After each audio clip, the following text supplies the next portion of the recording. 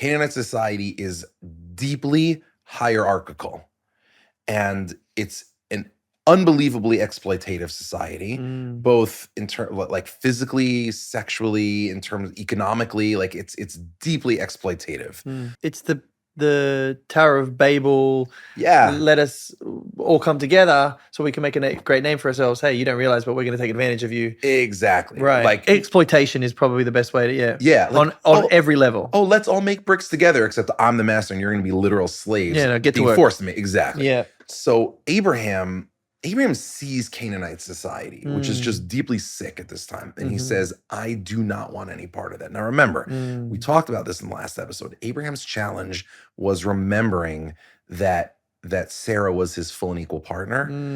And even though he struggled with that, and this is the greatness of Abraham, even though he struggled with that his entire life, he wanted better for his son. He wanted his son to have a partner who would match him and be his equal in every way, and who would make him better and whom he could make better in turn.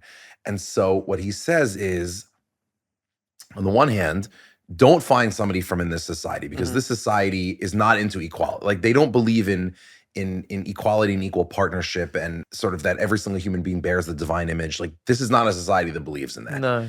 I need you to go back to my family. Now, my family, they're back in the home country. Like, they also are still within that pagan lifestyle, right? Right. So what the servant intuits correctly that Abraham is asking him, and, like, you see when the servant kind of sets out, like in chapter 24, verse 14, the servant sort of says, who's the kind of person that I'm going to choose for Isaac? And it will be the young lady to whom I say, give me something to drink.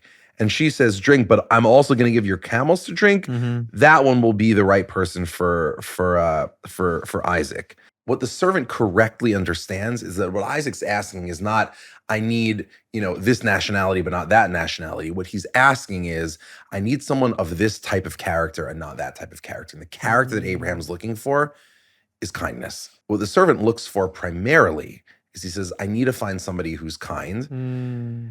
And when he finds Rebecca and finds that she's kind, the first thing that he asks her, if I recall, yes, in verse 23, he sees that she's kind. She gives him to drink. She gives his camel to drink, and she keeps going back to the well, which is hard labor, until she finally is able to feed all these camels. I mean, I remember learning this with my daughter the other day. Like, the number of camels that the servant brought drink like 140 gallons of water. You know what I mean? Like, she's doing back-breaking labor, but all in the service of being kind to this stranger. And what's the next question that he asks her? He says, in Hebrew, bat mi'at, whose daughter are you? Please tell me. And she tells him, and she says, I'm the daughter of Bethuel. And so he finds out that she's from the family of Abraham, and he breathes a sigh of relief, right? Because what he realized, why does he care? Meaning, she's kind, just bring her back, who cares? The answer is, it's not like she comes from a lineage and therefore like only people who are born with a silver spoon in their mouth are good enough for Abraham.